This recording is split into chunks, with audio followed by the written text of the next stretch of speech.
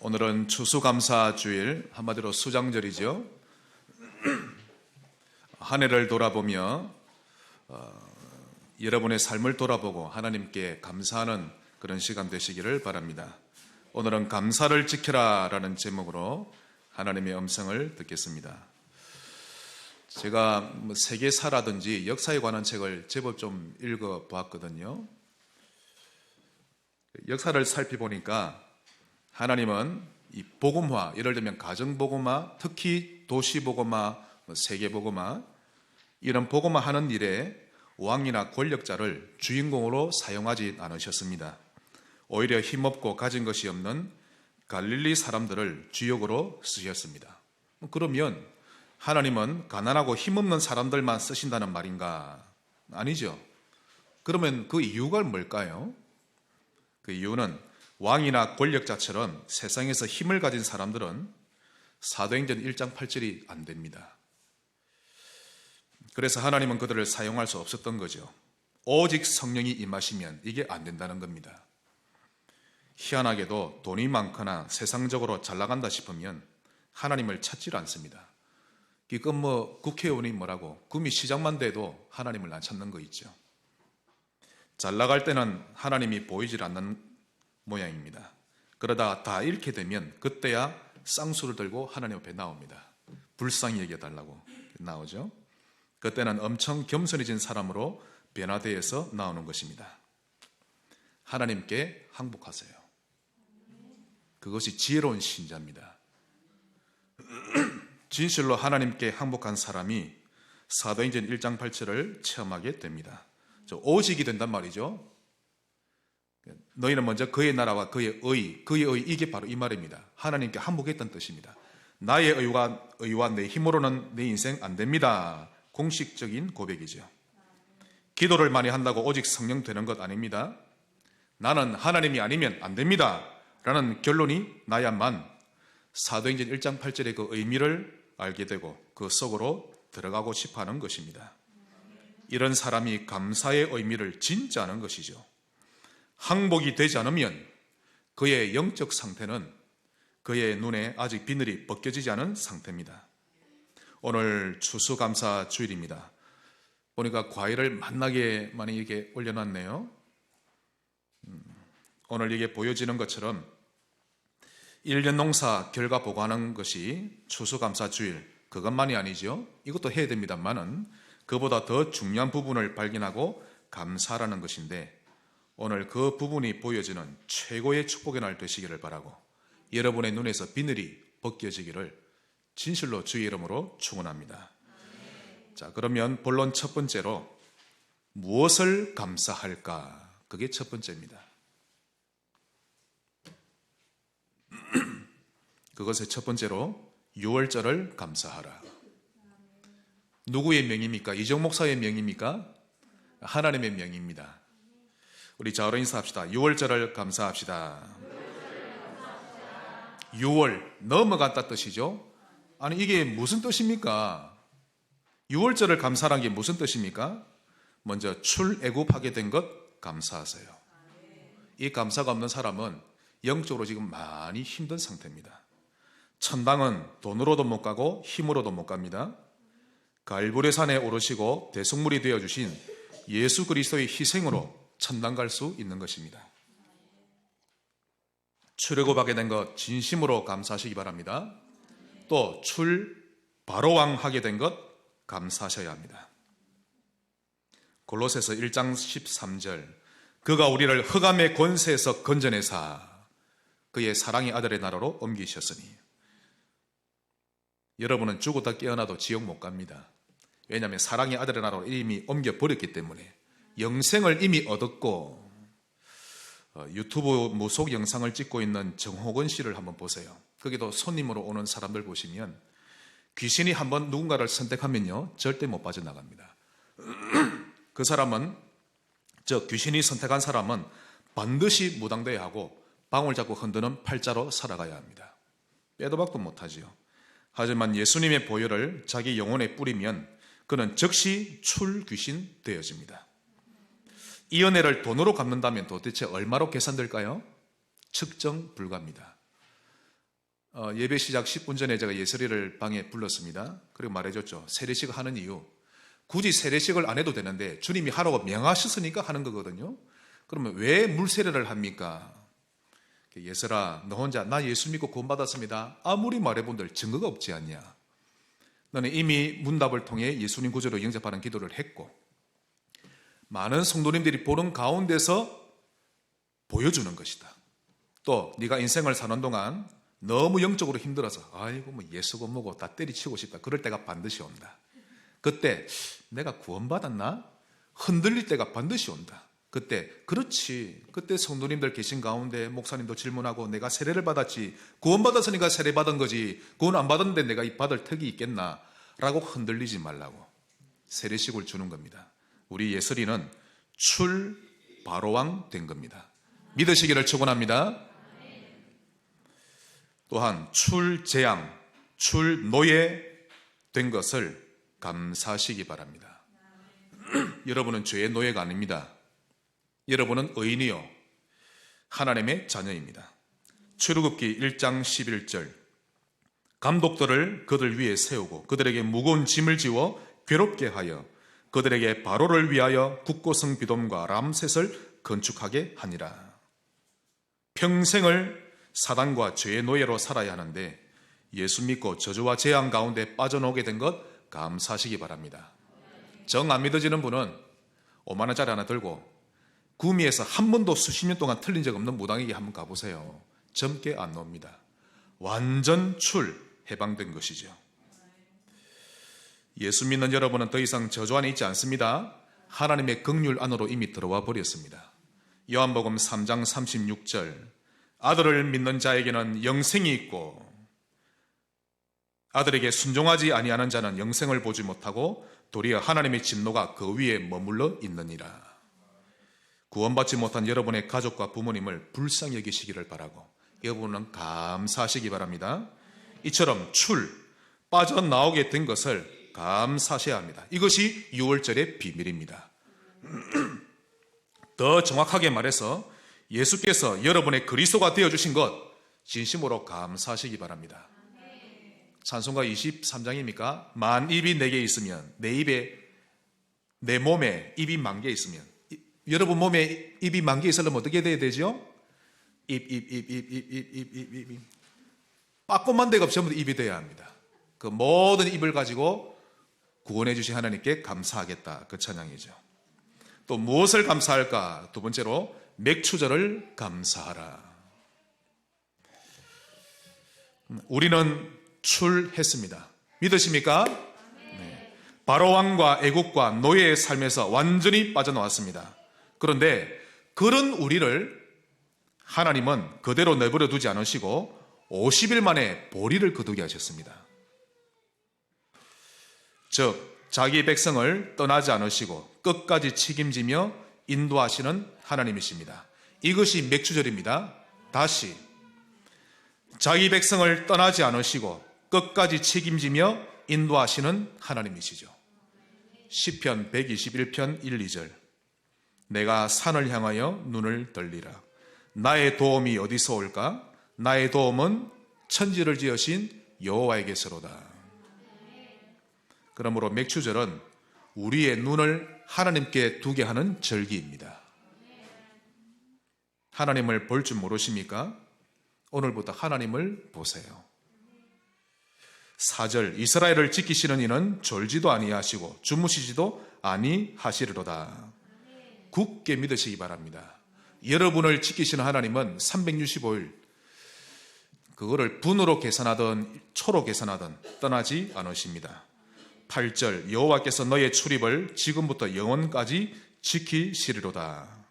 하나님의 인도에 대해 감사하시기 바랍니다. 그런데 어떻게 인도하실까요?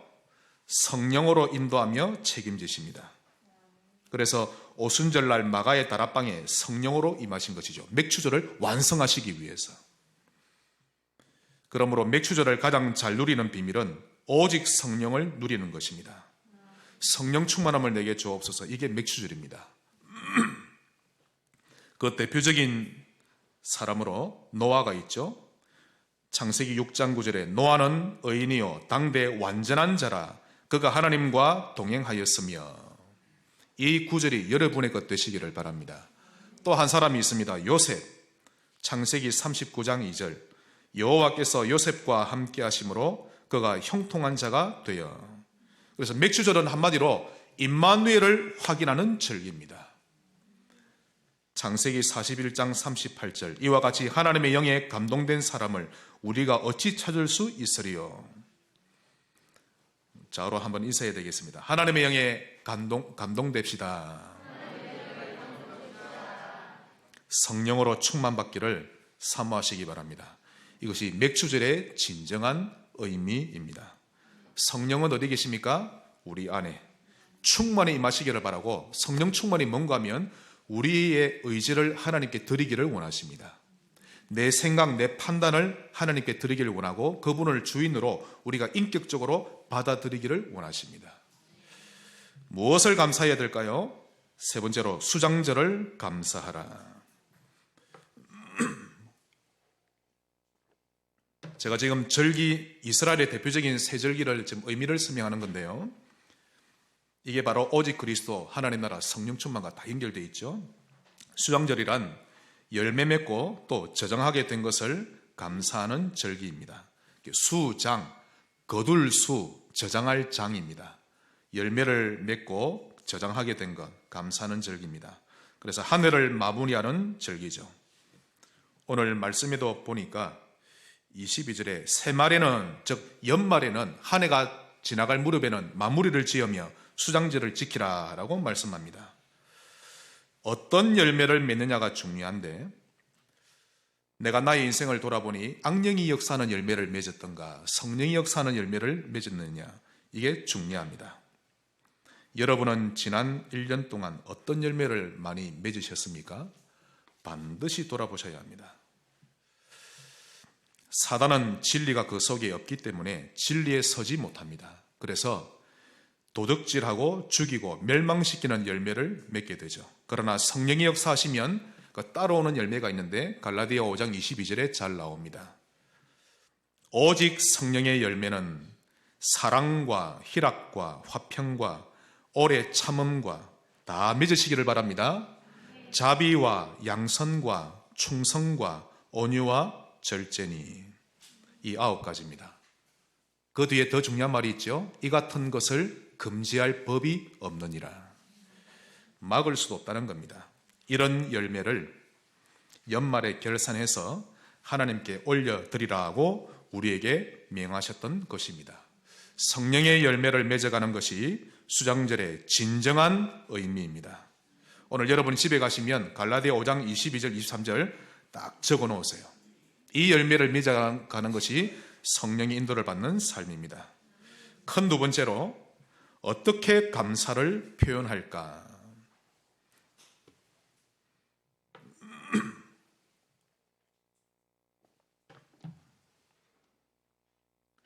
절기를 지켜라 라고 합니다. 기억만 할 것이 아니라, 그래 주님이 나를 구원하셨지, 그거 기억만 할 것이 아니라 지켜라고 명령하셨습니다.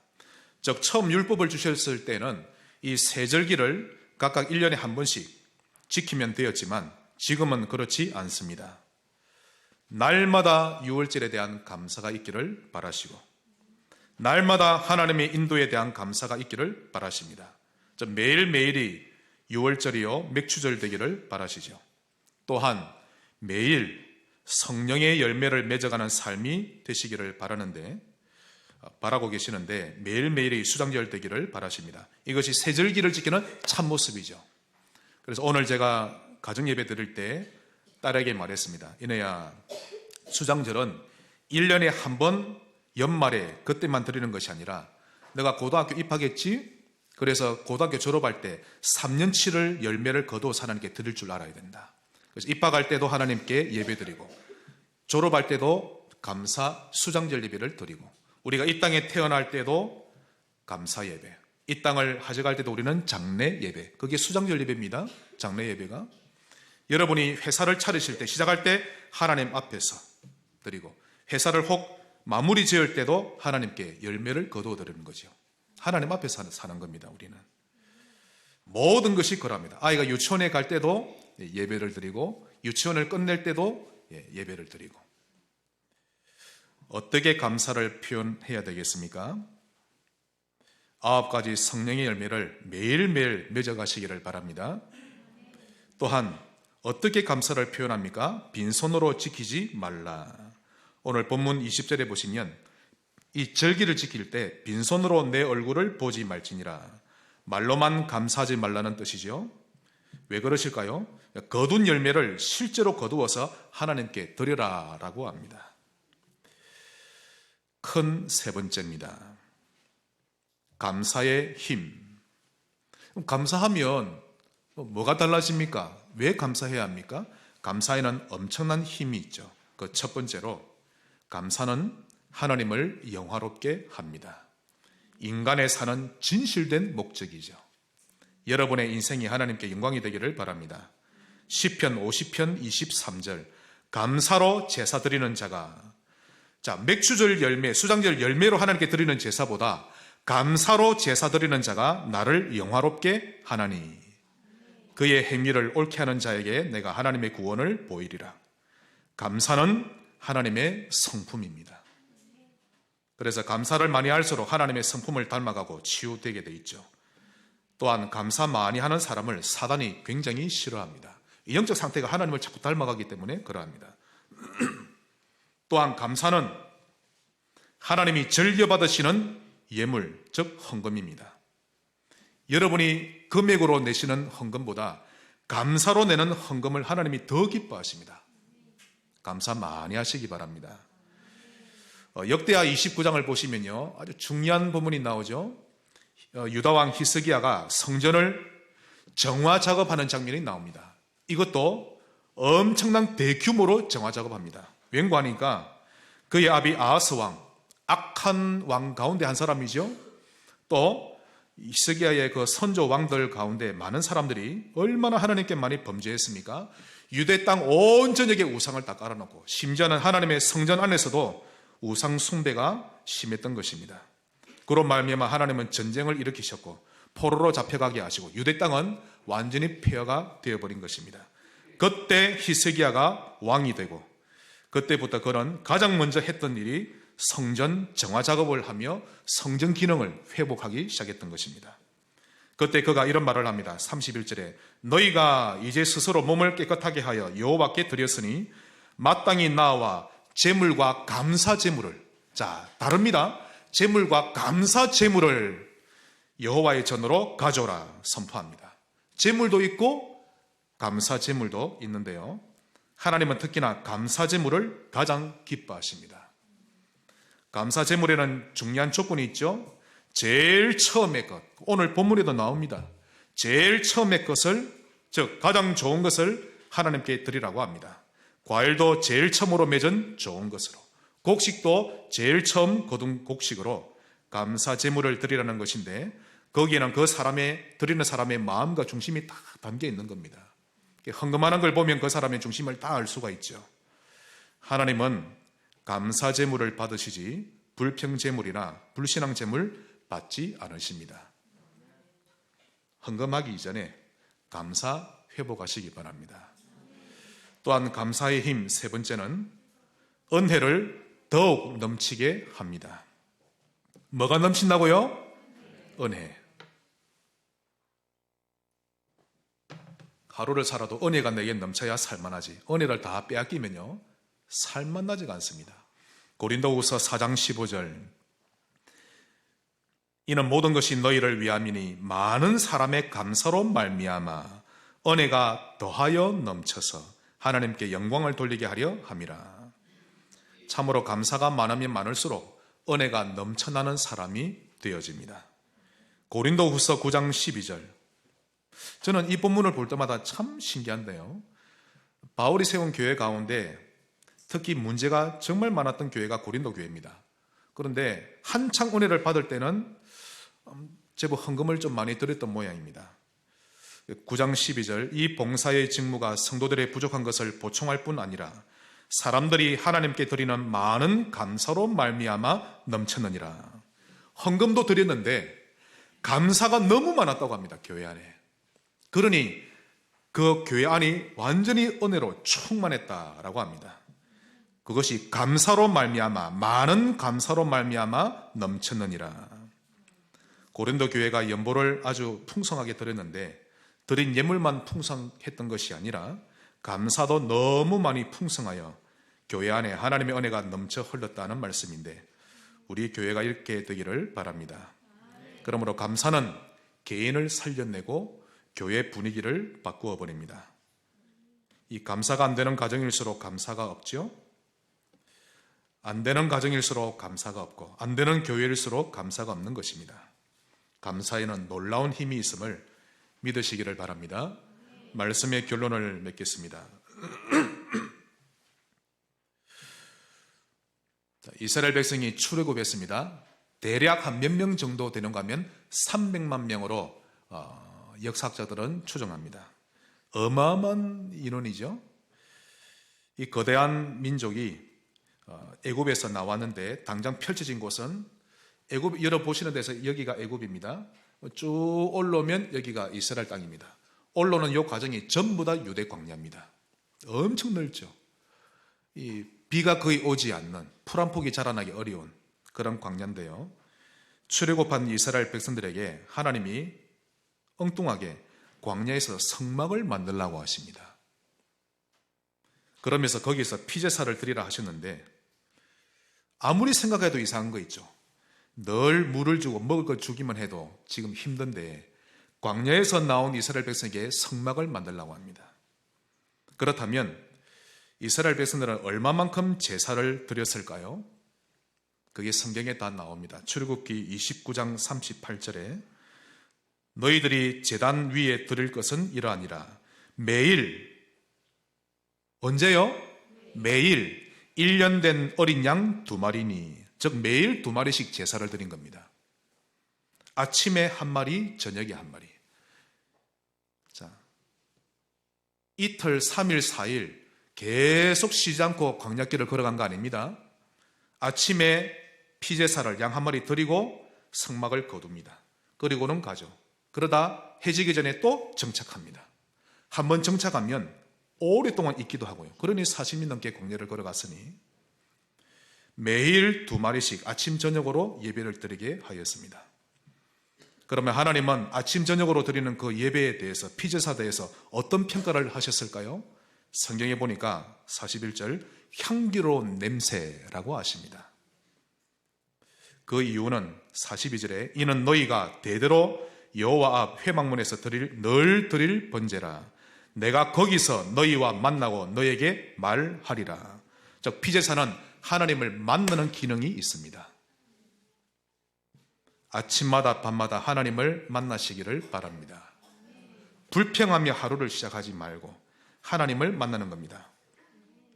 그러면 우리가 제대로 예배를 회복하면, 즉 하나님을 자주 만나면 어떻게 됩니까? 45절 46절에 그 시간에 하나님이 우리를 구원해 내신 이유를 알게 되고 감사와 감격이 넘치는 은혜로운 사람으로 바꿔준다고 말씀합니다. 즉 그 예배 시간에 내가 너희의 하나님이 되고 내가 너희들 중에 거하려고 너희들을 애굽에서 인도하여 내었음을 알게 되리라. 하나님이 우리와 함께 하시려고 출애굽시키다는 뜻입니다. 그걸 예배 때마다 계속 되새기게 한다는 뜻이죠. 구원의 감격이 매일 넘치기를 바라시는 겁니다. 그래서 올바른 피제사, 올바른 예배는 어마어마한 가치가 있는 것입니다. 그러므로 결론적으로 고단하고도 힘든 광야길에서 여러분 인생길에 가장 먼저 회복해야 하는 것은 예배입니다. 돈 버는 것이 1순위가 아닙니다. 예배입니다. 이 말은 여러분의 모든 시작을 하나님으로 시작하고 또 하나님으로 마무리하라는 뜻입니다. 하루의 시작을 5초 고백을 하면서 그리스도 이름 부르며 시작하고, 일주일의 시작을 주일 예배를 최우선으로 하며 시작하고, 업의 시작은 학업과 산업을 시작할 때 항상 하나님을 여러분 앞에 모시면서 시작하라는 것입니다. 여러분 토요일 잘 보내셔야 됩니다. 토요일은 주일을 준비하며 하루를 보낼 줄 아셔야 합니다. 특히 청년들은 토요일을 잘 보내셔야 합니다. 불토를 보내지 말고 성령으로 불타는 토요일 보내시면서 그 다음날 은혜 받을 것을 준비하며 보내셔야 합니다. 예배가 제1순위가 되는 신자 되시기를 주의 이름으로 축복합니다. 하나님께 감사드립니다. 유월절, 오순절, 수장절 오직 그리스도 하나님 나라 오직 성령으로 충만한 신자 되게 하옵소서. 예수님 이름으로 기도합니다.